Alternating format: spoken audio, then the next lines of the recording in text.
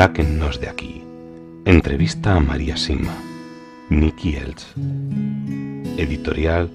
Gratis lo recibiste, gratis ofrécelo. Dedicado con amor a todos aquellos que aún han de experimentar el amor de Dios.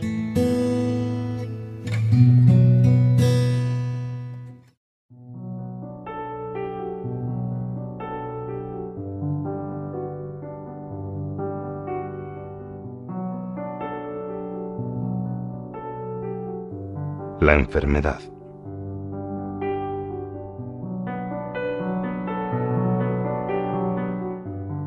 Buenos días, entre Nicky. ¿Qué tal la habitación en la casa de la señora Swartzman? Somos amigas de prácticamente toda la vida y con frecuencia me ayuda a escribir las direcciones en los sobres. ¿Dijo qué tal se encontraba? La habitación es estupenda, María. Mucho más cómoda que la de un hotel. Gracias. Ha sido una buena idea alojarme allí. Dijo que se encontraba bien, pero que tenía que tener cuidado, pues su corazón no es tan fuerte como antes. Me pareció que estaba feliz. Continuemos. Hablando de debilidades físicas o de discapacidades, ¿le ha visitado algún alma de las que sabía, y ellas también, que hubieran tenido alguna discapacidad durante su vida? Sí, muchas.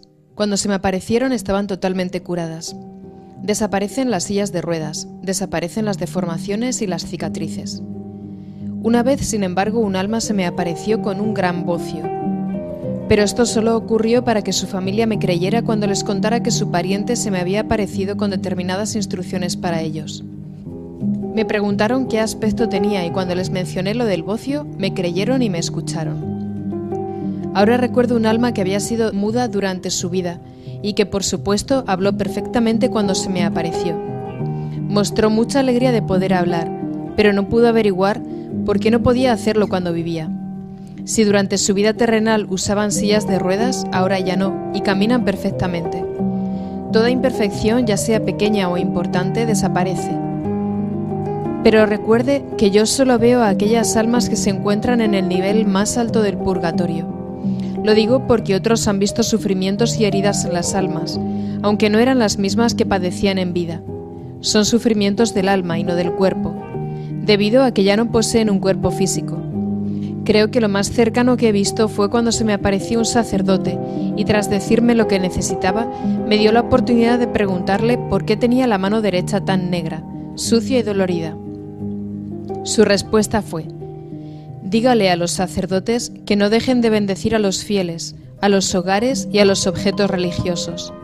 Me negué en varias ocasiones a hacerlo y por lo tanto ahora debo sufrir en mi mano derecha. ¿Es el SIDA un castigo de Dios? Sí lo es, pero prefiero llamarlo reparación y es por la inmoralidad de los hombres. Si esto escandaliza a alguien, diciendo que Dios entonces no es un Dios de amor, hay que afirmar que el castigo y la reparación son también por amor. Y en cuanto a los inocentes que ahora también sufren el SIDA, se debe a una reparación mayor y necesaria.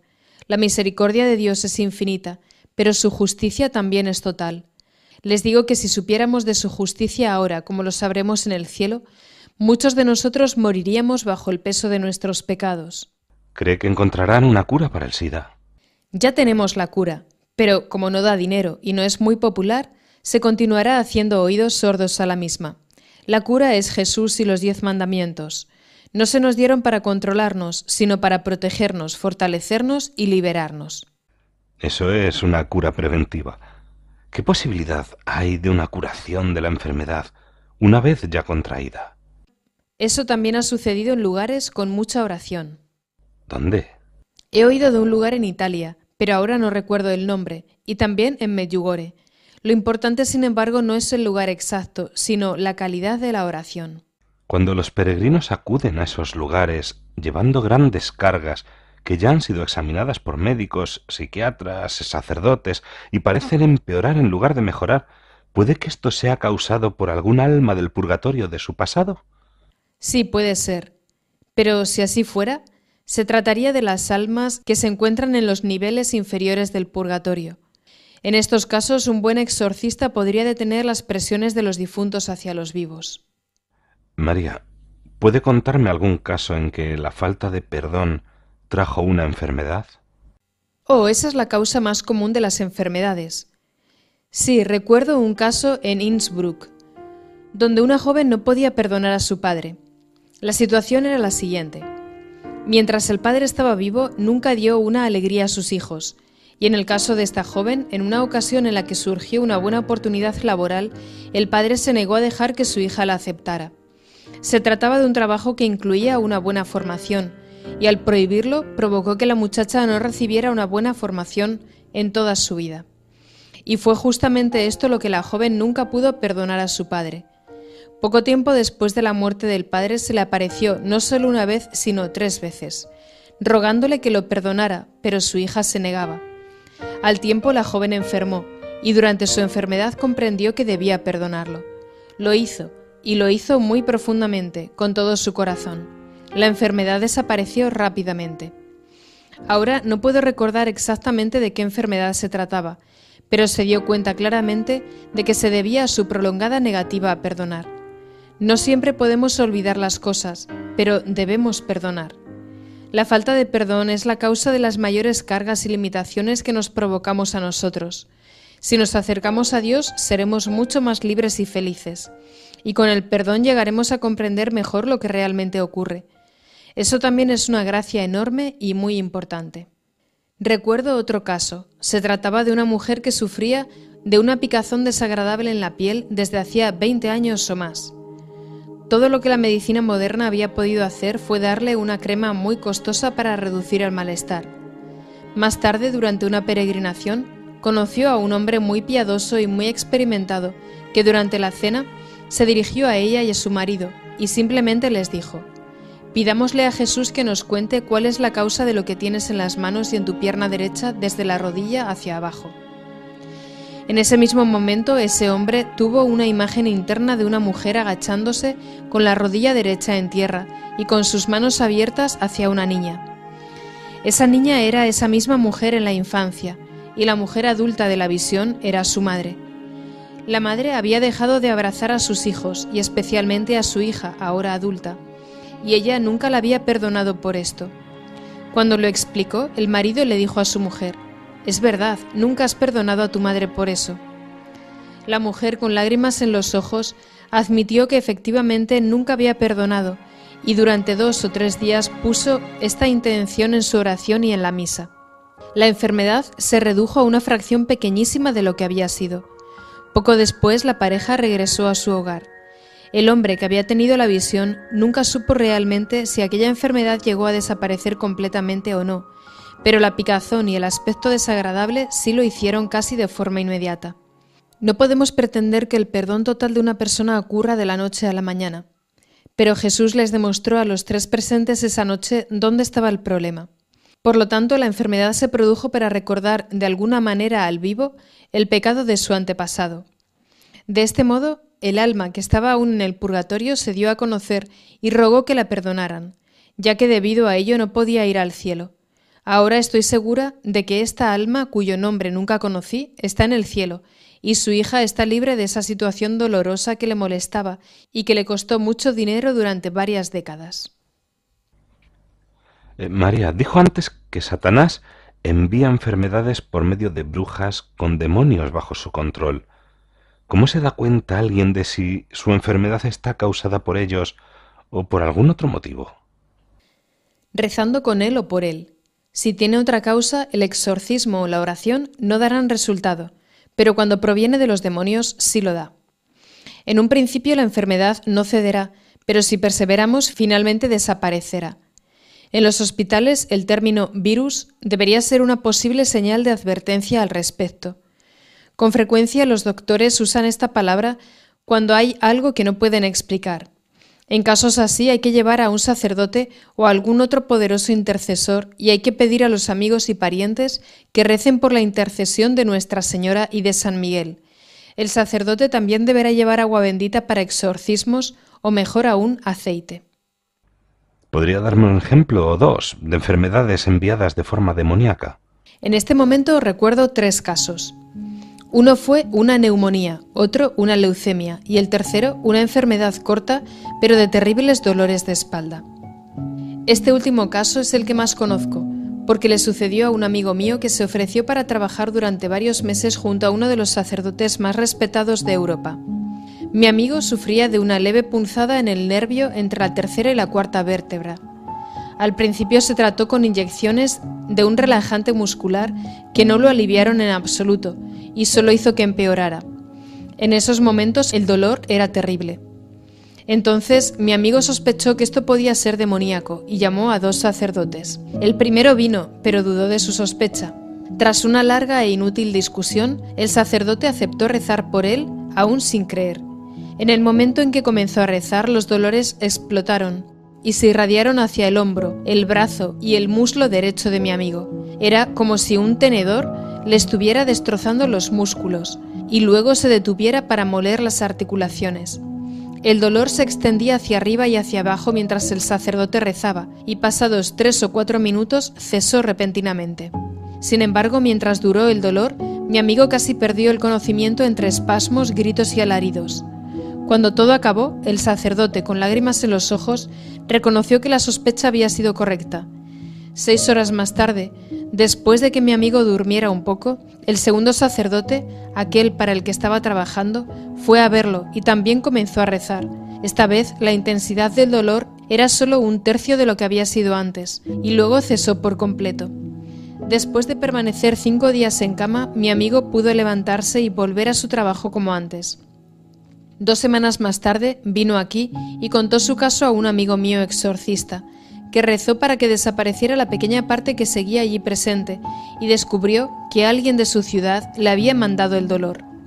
Mi amigo no conocía a quien lo había hecho, pero como era un asistente legal y perseverante, había sido suficiente para enfurecer a alguien. ¿Necesitaba esa persona desconocida saber que existía un pequeño problema en su espalda? Ciertamente los demonios que se apoderaron de esa pobre persona sabían de ese problema, pero también teniendo en cuenta lo conocido que era el sacerdote para el que trabajaba, mi amigo estuvo expuesto a una guerra espiritual muy grande.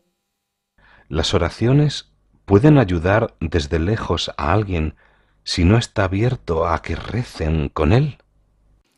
Sí, por supuesto, y son demasiadas las personas, sacerdotes inclusive, que no tienen una fe tan fuerte como para creer que sea así, y por tanto no lo ponen en práctica. En la Biblia, Jesús curó al sirviente del centurión a distancia. Jesús le dijo al centurión: «Puedes irte, como has creído se cumplirá lo que pides». Jesús sanó al sirviente gracias a la fe de su amo en él, pero no fue la fe del amo la que realizó la curación. Es algo que suele preocupar a quienes piensan que su fe es demasiado débil para ayudar a alguien. Jesús nunca es débil para ayudar, pero frecuentemente debemos esperar porque su plan es distinto al nuestro. Pero en los casos en que el afligido se encuentra a distancia es muy útil tener la mayor información posible al rezar. Con frecuencia hay que identificar y nombrar específicamente las influencias demoníacas sobre esa persona antes de que disminuyan y desaparezcan, y para ello debemos rezar mucho y hacer nuestra tarea con perseverancia, confiando en que Dios proveerá lo necesario. Cuando se acercan a usted personas alteradas o intranquilas y toma nota de los nombres de sus parientes difuntos, ¿es testigo luego de la paz que reina en esas personas, en la familia o en su hogar después de las misas y las demás oraciones? Sí, casi siempre, pero depende por supuesto de si mantenemos o no el contacto. Muchas personas lo hacen durante mucho tiempo, y a pesar de que no soy psiquiatra ni médico, con todos esos nombres en mi mente, puedo saber cuándo un niño alterado y preocupado se transforma rápidamente en un niño feliz, y esto sucede sin ningún tipo de terapia o fármaco. Me da mucha alegría ser testigo de estos cambios con tanta frecuencia. Jesús y María no excluyen a nadie de su paz y su felicidad. En la actualidad, en muchos campos de la medicina se utiliza la hipnosis como parte de la terapia o para saber qué ha ocurrido en el pasado que pueda tener algo que ver con la enfermedad en cuestión. ¿Le han dicho algo las almas acerca de la hipnosis? Las almas me han dicho que la hipnosis es peligrosa y es un pecado. Nadie debe manipular nuestro subconsciente, y en caso de que se practique, los testimonios que se obtienen no son dignos de confianza. Algunas personas que creen en la farsa de la reencarnación basan sus creencias en los resultados de la hipnosis. Este es solo un caso en el que un pecado relativamente pequeño genera gran confusión. Cuando estamos muy enfermos y sufrimos grandes dolores, ¿qué les está permitido hacer a los ojos de Dios a los médicos que nos atienden? Un alma me dijo una vez que había tenido que sufrir muchísimo porque había sido médico y había acortado las vidas de algunos de sus pacientes con inyecciones para disminuir su sufrimiento. Los médicos nunca pueden matar a un paciente. Sí pueden, en cambio, suministrar fármacos para disminuir el dolor. Dios es solo quien da y quita la vida. De lo contrario, es un asesinato como cualquier otro. Cuando un médico le quita la vida a un paciente, el alma del paciente debe sufrir en el purgatorio el tiempo que debería haber sufrido en la tierra, ¿o es el propio médico quien luego deberá cargar con ese sufrimiento? Lo sufrirá el propio médico, y si no cambia y detiene su actitud mediante la confesión, la penitencia y la reparación por voluntad propia, serán su familia y las generaciones siguientes las que sufran las consecuencias, que serán muy duras. Dios mío, ¿conoce algún caso en que una generación posterior sufriera estas consecuencias? ¿Y de qué manera? Sí lo conozco. El caso que recuerdo ahora tiene que ver con la nuera de un médico que con frecuencia practicaba la eutanasia a sus pacientes. Esta mujer había perdido muchos niños y, sin embargo, tanto ella como su esposo estaban completamente sanos, por lo que los médicos estaban sorprendidos por la cantidad de niños sin vida que había dado a luz. El problema de esta pareja de una generación más joven era parte de la reparación que Dios necesitaba por los pecados del médico que practicaba la eutanasia. Esa era la justicia de Dios. Esto quiere decir que tanto el que practica abortos como su familia sufrirán todo lo que los niños asesinados deberían haber sufrido a lo largo de toda su vida si se les hubiera permitido vivirla, tal y como Dios había planeado. Sí, a menos que detengan su actitud inmediatamente y reparen por ella. He oído decir que las ciudades de Sarajevo, Mostar, Vukovar eran, antes de la división de la antigua Yugoslavia, las ciudades del país donde con mayor facilidad se practicaban abortos. Con respecto a la justicia divina, ¿se debe a ello el que esas ciudades sufrieran el mayor daño durante la guerra de los Balcanes? Podría ser.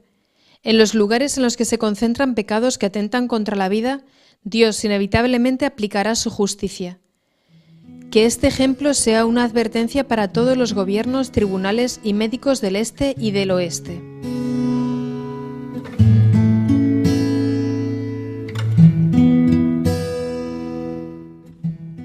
Sáquennos de aquí.